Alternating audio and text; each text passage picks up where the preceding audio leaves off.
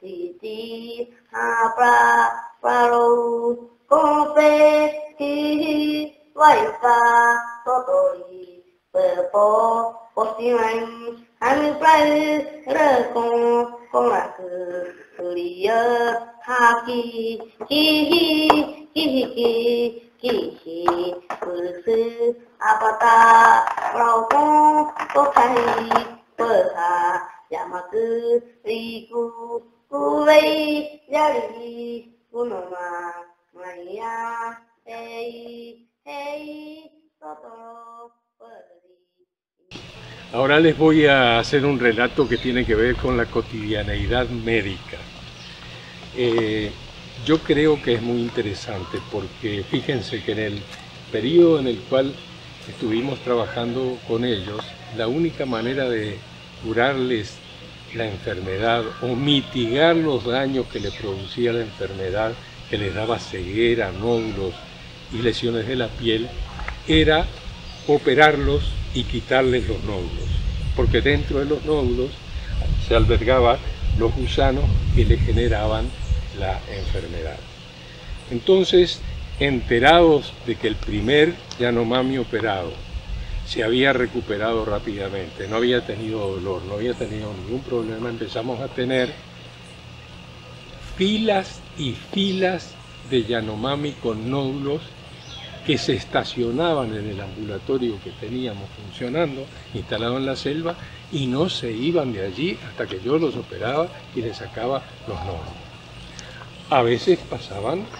3 semanas, 4 semanas, porque venían de todos los chabones alrededor, porque entre ellos se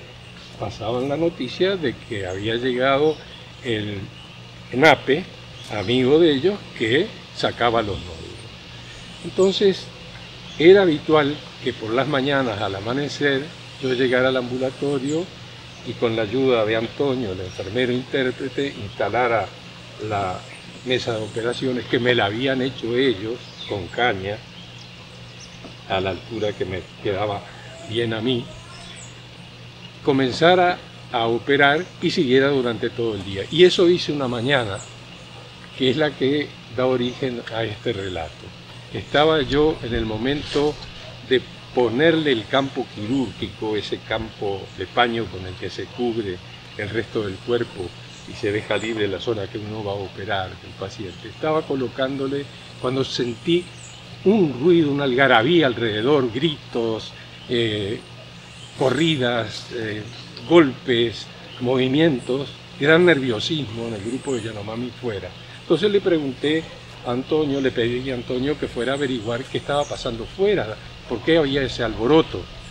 Y Antonio volvió corriendo a decirme, es que allá por la montaña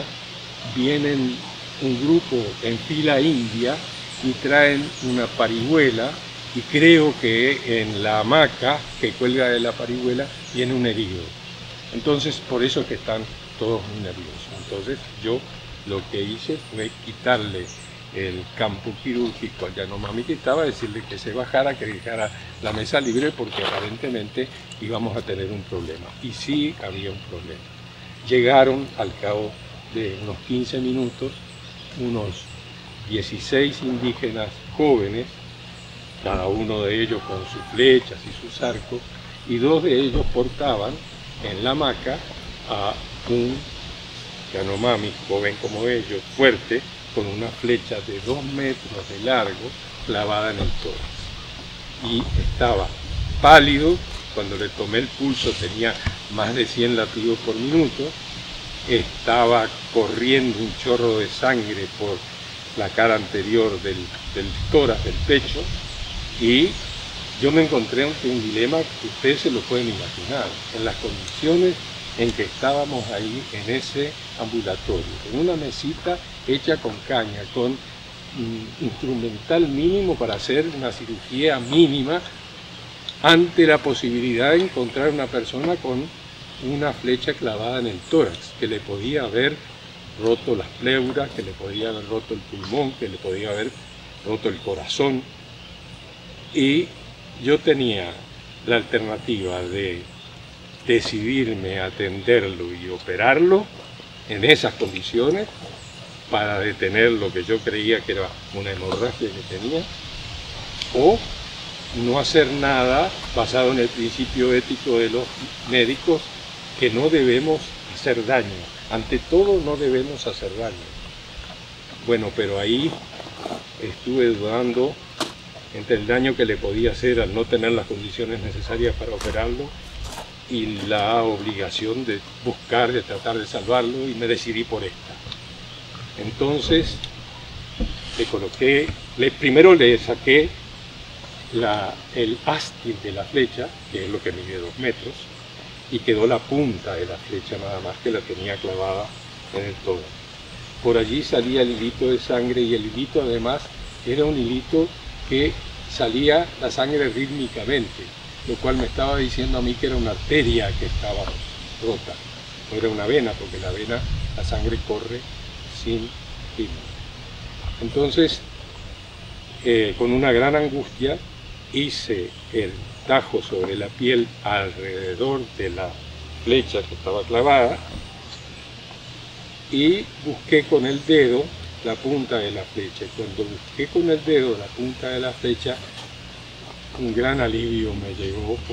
me sonreí, no pude evitarlo, porque toqué la flecha recostada sobre la costilla. La costilla le había detenido la flecha y se la había orientado para que siguiera en forma horizontal y no penetrara en el tórax. Y lo que había roto era una arteria, sí, pero una arteria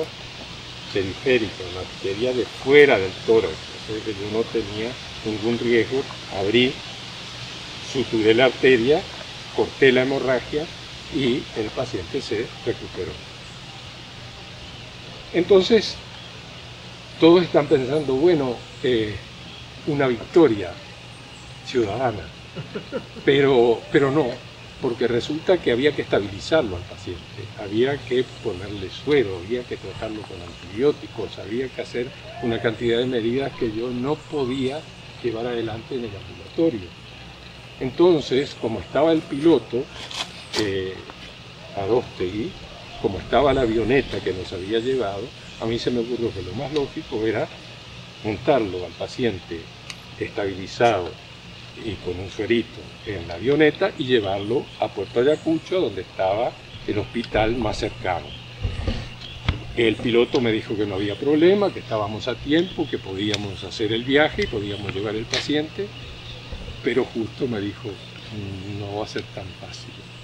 la comunidad no va a querer que lo lleven. Entonces le pregunté por qué. Bueno, lo que ha pasado es que anteriormente ha habido un gobernador del territorio que ha venido aquí con una avioneta, que ha llevado a uno de nuestros compañeros que estaba enfermo, se ha muerto en el hospital de Puerto Ayacucho, y el gobernador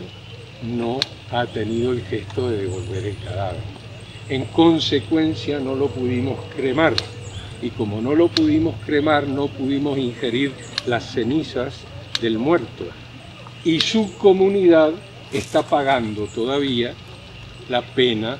por tener a uno de sus coterráneos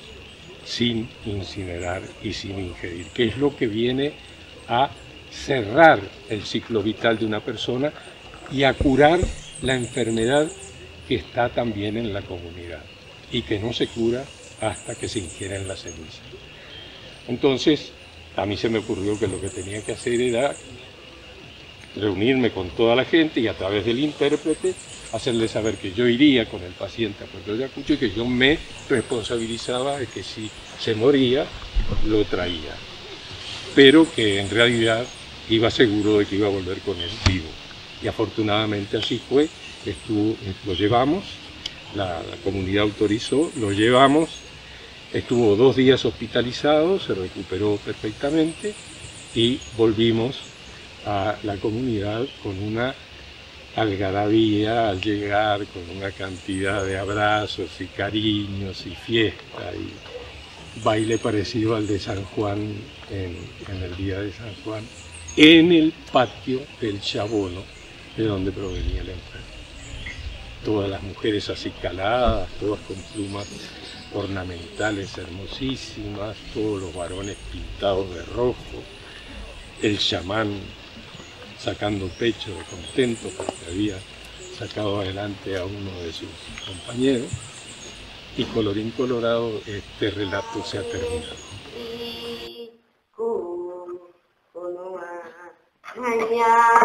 Hey, hey, ya, apata, kompe, haki, kihi, mawaka, kumupa, patare, titi, hapra, paro, kompe, kihi, waika, totori, pepo, posiman,